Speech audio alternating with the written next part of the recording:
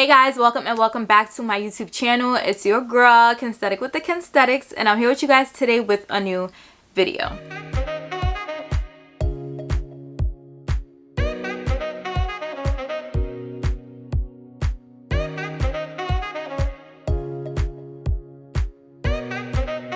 So in case you guys may or may not know, your girl is fresh off of vacation, fresh off of that big 27 birthday trip. I recently traveled to Costa Rica for my 27th birthday and I had an amazing time. Amazing. If you guys did not see my travel vlog, I highly recommend for you guys to check it out after you guys watch this video. I'll link it up above as well as down below.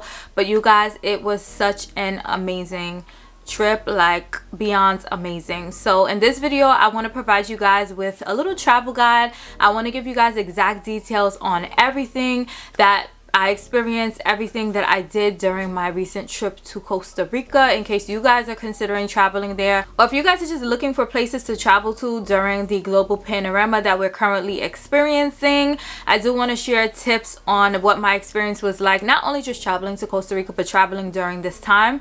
So if you guys are interested in hearing about my experience, then go ahead and keep on watching. Before we get started, do not forget to subscribe to my YouTube channel. We're on the road to 10K, so make sure you guys hit that red subscribe button down below and join the family. Give this video a big thumbs up if you enjoy, drop a comment down below, and without further ado, let's go ahead and get started.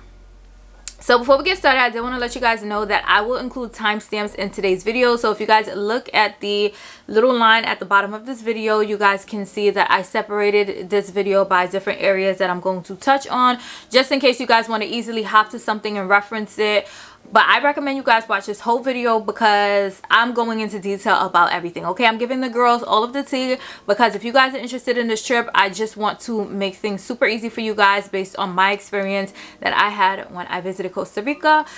I'll also try to include as many links as I can down below in the description box, so make sure you guys go ahead and check out the description box. I'll also be posting a blog post on my website, kensthetic.net, all about my experience to Costa Rica. It'll be a little bit more detailed than this video, so after you guys watch this video, I highly encourage you guys to head over to that blog post. I'll have the link in the description box down below so you guys can find out more about my experience, so you guys can see menus for places that I visited, as well as additional recommendations of things that I had on my list to do that I just didn't have the time to do. So make sure you guys check out that blog post as well. And without further ado, let's go ahead and get into the tea. Okay, so I have all of my notes written down because I don't want to miss anything. So if you guys see me looking down, I'm just looking at my iPad to make sure that we address everything that I have jotted down that I wanted to tell you guys about this trip. So the first thing that I wanted to touch on really quickly is, why did I decide to go to Costa Rica for my birthday? So I was just scrolling on Instagram and I came across an amazing video of a couple at Tabacón Hot Springs, and I'm like, oh my god, this is the one. Like, I need to be here for my 27th birthday. In case you guys don't know, I turned 26 last year and I was in the house taking pictures. I did not even go out to eat. I didn't have I didn't have anything for my 26th birthday. So I'm like, for 27, I'm going all out. Okay, I'm doing things that I want to do. I'm going to places that I want to go, and that is exactly the energy that I had this year. So when I saw that video, I'm like, I need to be there on my 27th birthday, which means I need to be in the country of Costa Rica. So let's go ahead and get into the details of my trip. So the first thing that I want to speak about was the travel prerequisites. So travel prerequisites for countries change time and time again. So what I'm saying, my experience was, like, what I needed to do before traveling may change by the time you guys watch this video. It may change by the time I even edit and post this video. So I would highly recommend that you do your own independent research and figure out exactly what you need based on where you're traveling from, based on the time that you're traveling. But I'm just going to go through the prerequisites that I had to take into consideration when I was traveling. So at the time that we traveled, we did not need a COVID test to enter the country of Costa Rica. However, I did a COVID test. I did a PCR test before we left just to make sure that I was good, because first of all, I'm not getting stuck in nobody's country. In case you guys don't know, the US does have a requirement that if you are traveling from any country and entering the US, you need to have a test done 72 hours before your time of your departure flight. So if you go somewhere and they don't need it for you to go in, cool. But when it's time to come home, if you have any problems, baby, you are staying in that country. Joe Biden said, yeah, I ain't coming back. You are not coming into my country if you have the sickness. So I always get tested before I go anywhere, whether it is a requirement that I have to get tested. I always get tested because I'm not trying to get stuck anywhere. So I did a PCR test. It came back negative. So I'm like, I lit, birthday trip a lit. And we also had to purchase insurance before traveling. So the insurance covers, like, if you, God forbid, test positive and you do have to stay, I think it covers your housing for like the 14 days or however many days you need in order to produce like another test to be considered to travel back home. But when you buy it, it does tell you exactly what it covers. But we did buy ours through Sagacor. I'll put it on the screen. And we did pay $67 US for 6 days. All of the prices that I'm going to say are in US dollars, just so you guys know. We did have to fill out a health form that we did receive via email from the airline that we were traveling with. And basically, after you filled it out, it produced a QR code that you had to show in order to board the flight and in order to check in at the airport. So it's just questions about where you're staying. It's more for like tracking purposes, because as I mentioned, they don't require you to have a test to go into the country. So I guess they just want to make sure that they have tabs on everyone who's entering, I guess, just in case of anything. I don't know. But we did travel from the dates of May 2nd, 2021 to May 7th, 2021.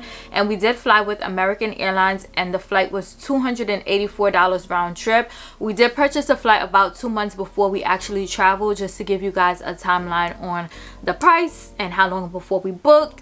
But that is all of the information about the flight.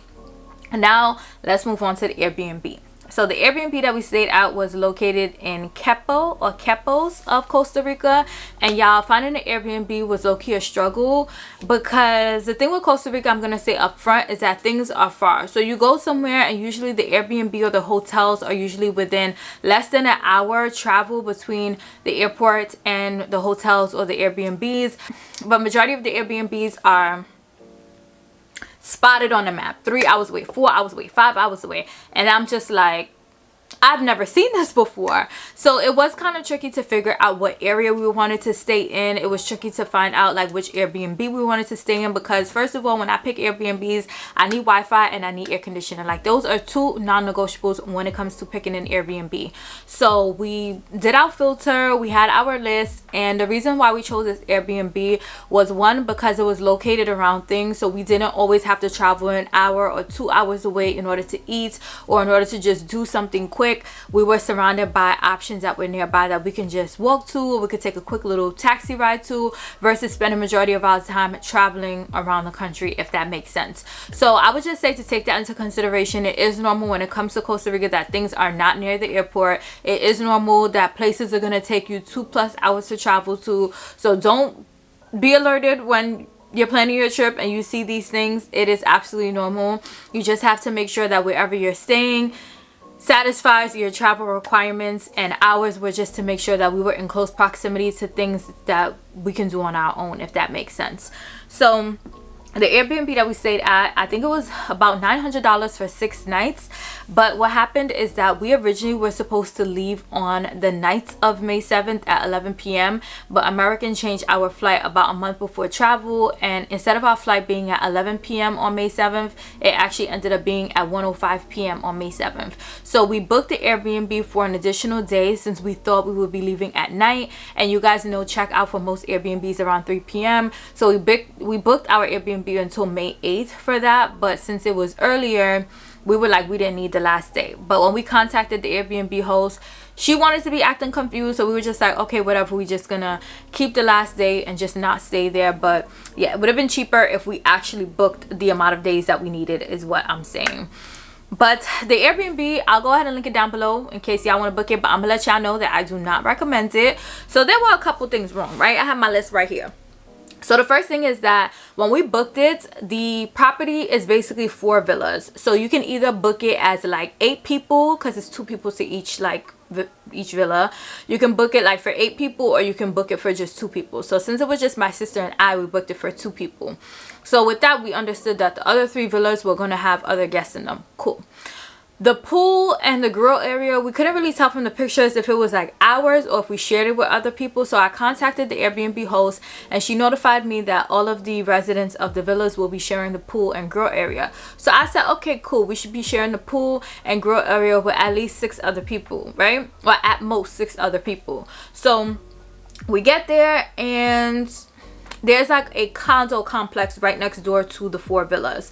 So we did not know that they also had access and shared that pool and grill area with us. So the pool and grill area basically ended up being for more than 8 people, which we were just like. So along my list, we have that the doorknob on one of the room doors were broken. And basically, if you guys watch a vlog, you guys saw that my sister locked her room door the first day, and that was because the doorknob was broken. And then after we told the property manager that the doorknob was broken, we were like, oh, we're going out to dinner, so when we're on the way back, we'll contact you so that you can basically get there the same time as us to come in and fix the doorknob. He basically went in and fixed the doorknob without us being there. And I was just like, because I don't know if it's a cultural thing or if it's just like a rule when it comes to like renting properties, that you don't enter the property unless the person who's staying there is there. You know what I'm saying? So that blew mine, but all of our stuff was there, so I'm just like, okay, cool. Next thing is that there were kids in the pool on the first night that was staying like in the condo complex. And when we told the property manager like, it's after 9 and these kids are still in the pool making noise, we trying to go to sleep, he's kind of like, oh, like, go speak to them yourselves. And I'm like, okay. Also, there was a whole party at the pool one night, like people singing, playing guitars, drinking until all 4 or 5 o'clock in the morning. But yeah, I was very confused about that. And then the last straw was that we saw not 1, not 2, but 3 cockroaches on the property. So I'm just like, I do not recommend. So if you still want to stay there, the link is down below. But I'm just saying, personally, I don't recommend for you to stay there. That's just my personal thoughts and my personal opinions. But that is basically everything on the Airbnb. Now I want to move on to transportation. So the main question people have when it comes to transportation when you're traveling is, does it make sense for me to rent a car, or does it make sense for me to take cabs or hire a driver? So we decided to use a driver, and the driver that we used was Michael, who was recommended by the Airbnb property manager. It was like his friend. So he picked us up from the airport and drove us back to the airport when we were leaving. And if you watch the vlog, he also drove us on May 3rd when we did that tour of places in Dominican. And he also drove us when we went to Topical and Hot Springs on my actual birthday. So to give you guys a sense of pricing, he charged us $100 for each one of the airport rides, and the distance from the airport to our Airbnb was about 3 hours.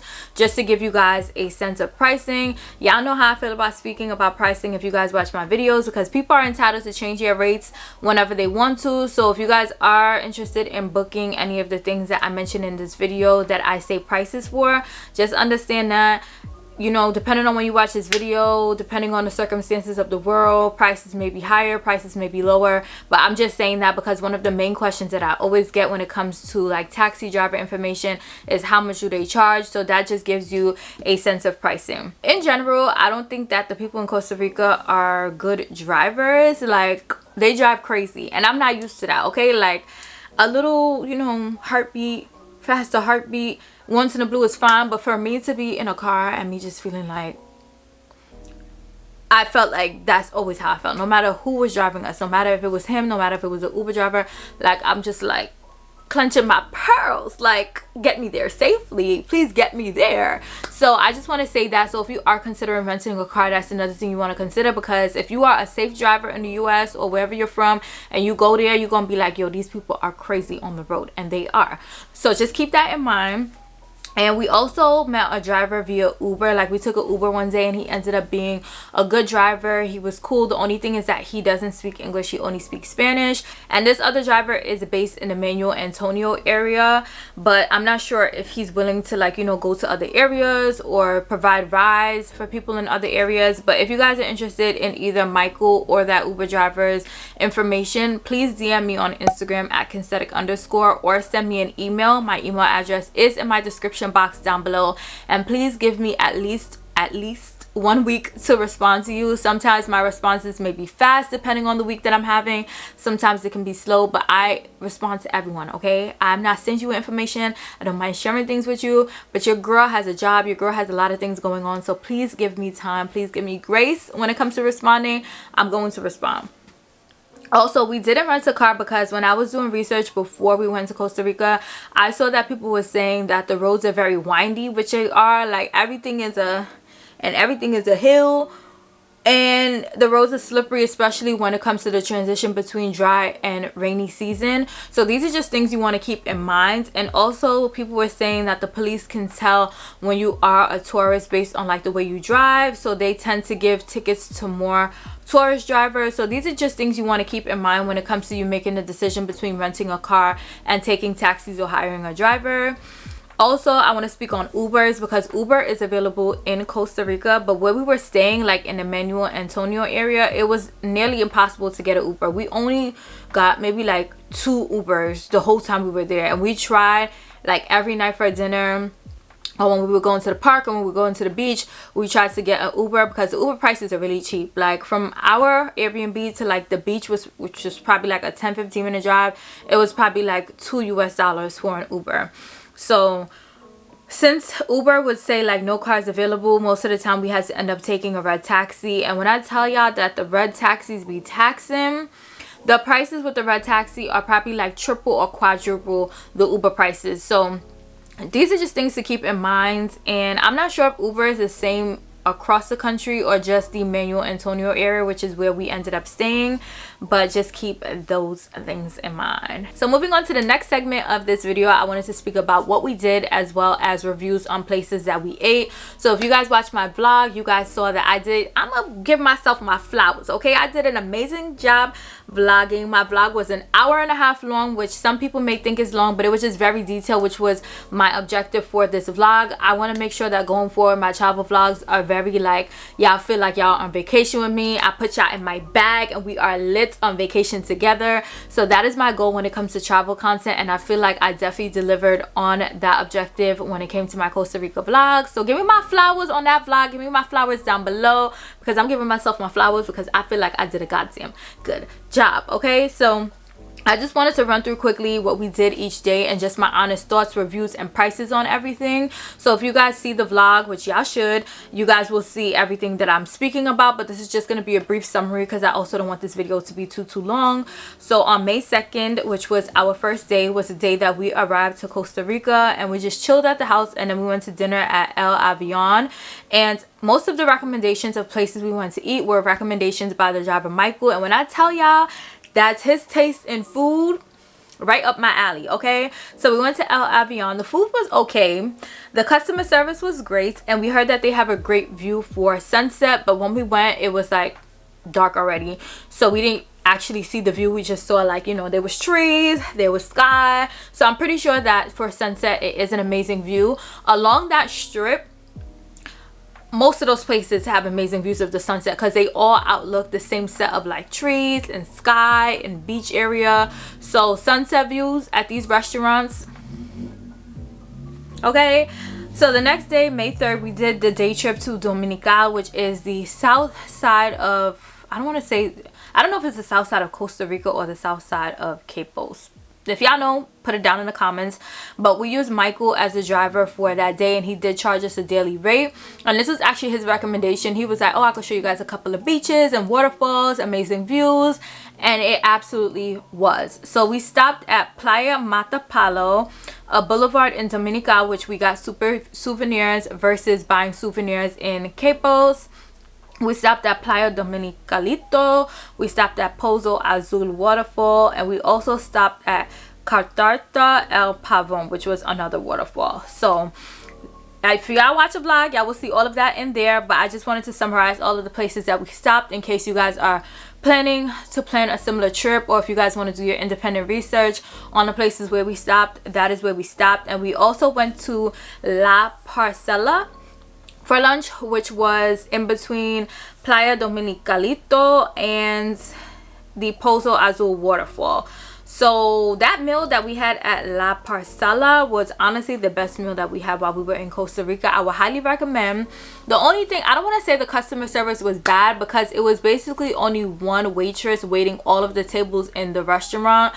So I feel like she did a great job, but the fact that we had to wait so long for everything was kind of a turn off. But food amazing, views from there amazing, but their customer service / management could use some improvement.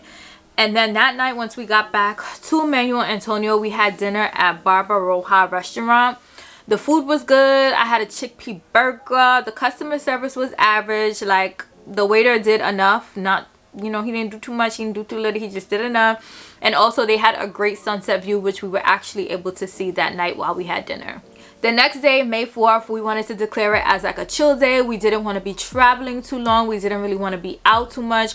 We stayed at the Airbnb the morning and we took pictures, and then we ended up trying to go to Manuel Antonio Park, but we weren't aware that it was closed on Tuesday. So if you guys are planning to visit Manuel Antonio Park, just know it's closed on Tuesdays. And we ended up having lunch at Baru Restaurant, Bar and Cafe. The food was good, the customer service was good, and we actually ended up going there twice during our stay. So if y'all are looking for a restaurant in the Manuel Antonio Beach area, in the Manuel Antonio Park area, I would highly recommend Baru Restaurant.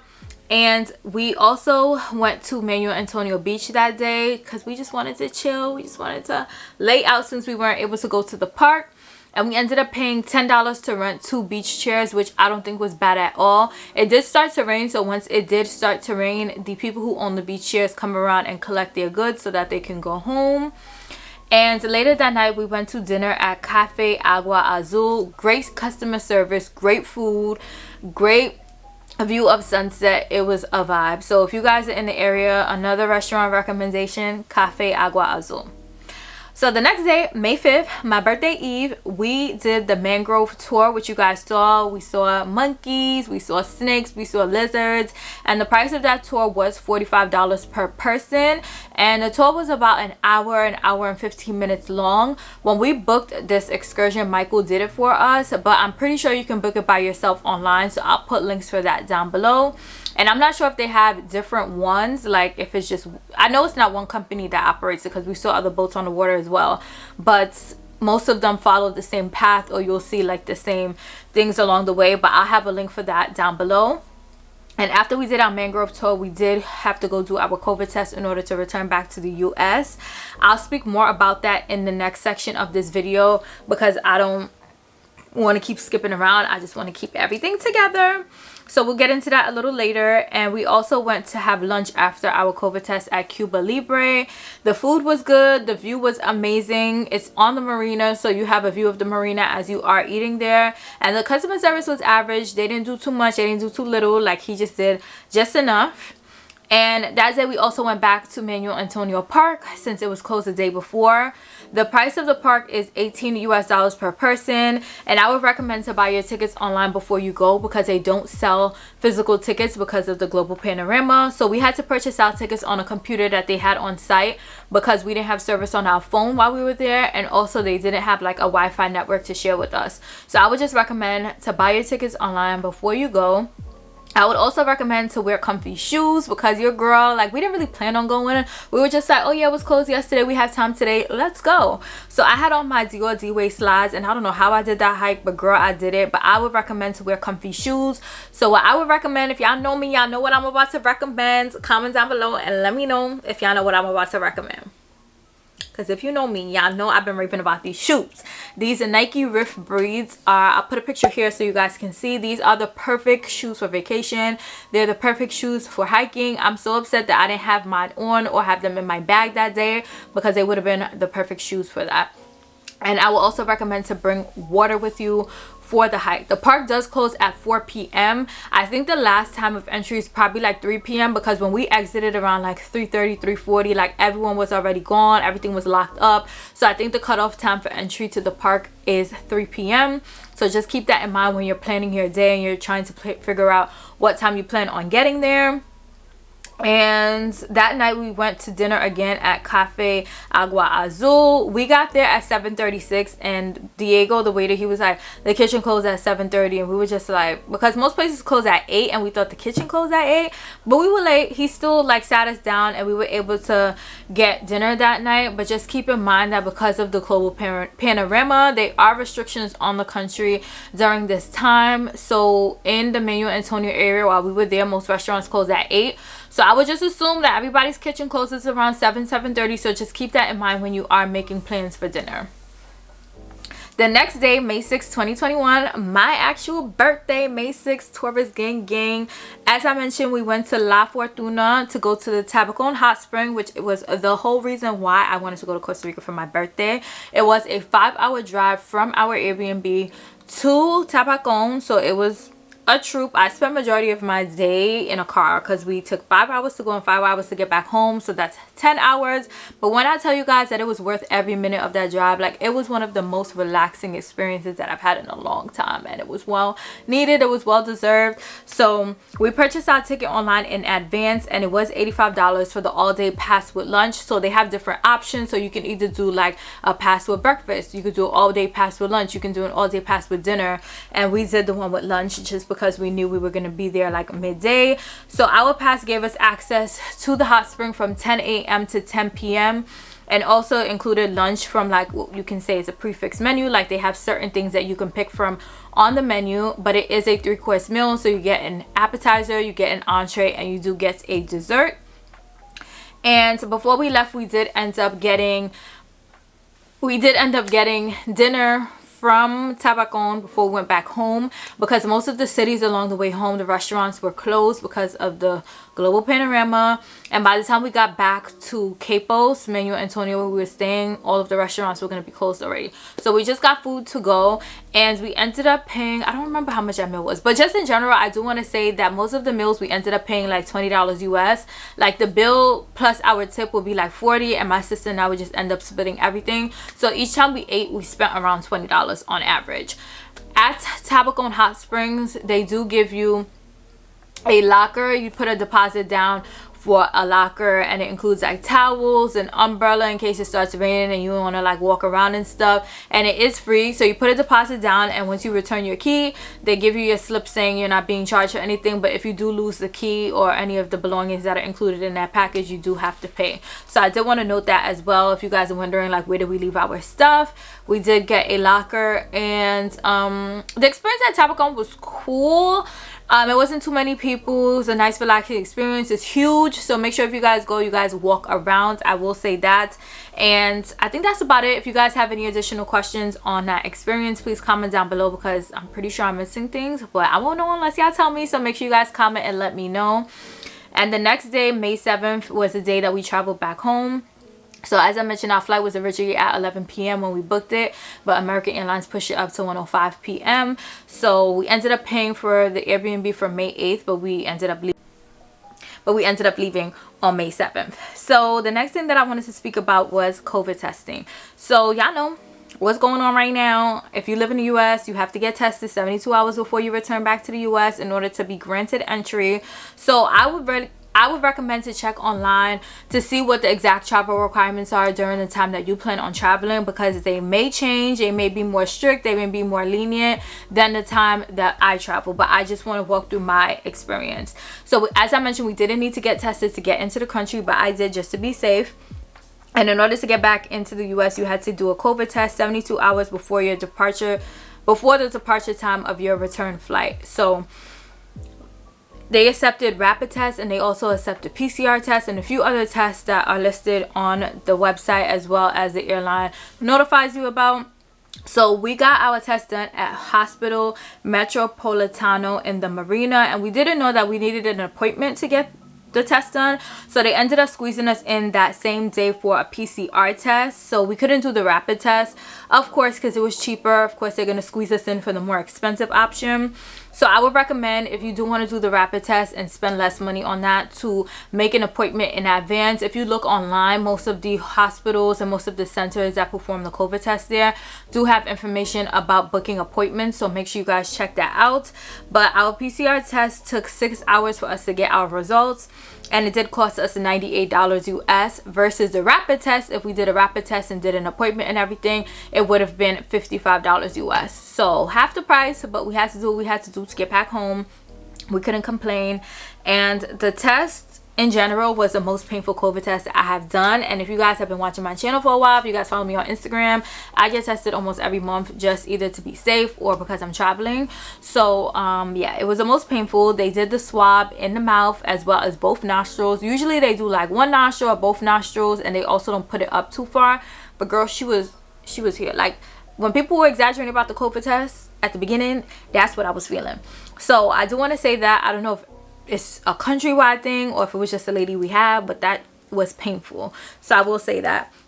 And I think that's about it for the test. If you guys have any additional questions, comment down below. But I highly encourage you guys to check the travel requirements based on your origin country and the time that you guys are traveling, because restrictions are changing day by day, literally.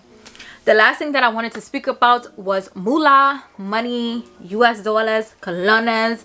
So we travel with US dollars on hand, and we ended up not converting any of our US dollars to colones because almost everywhere except the US dollars. The only thing I will say is that when you pay with US dollars, most of the time you're going to get your change in colones. So what I would recommend is for you to walk with smaller US dollar bills. So $1 bills, $5 bills, $10 bills, $20 bills. We were balling. We were like, oh, we got 50s, we got 100s.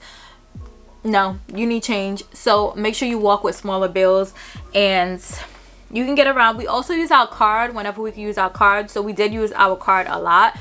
And yeah, so that was just the money situation. And if you are looking to convert money, as always, do not convert at the airport because they charge you more to convert money.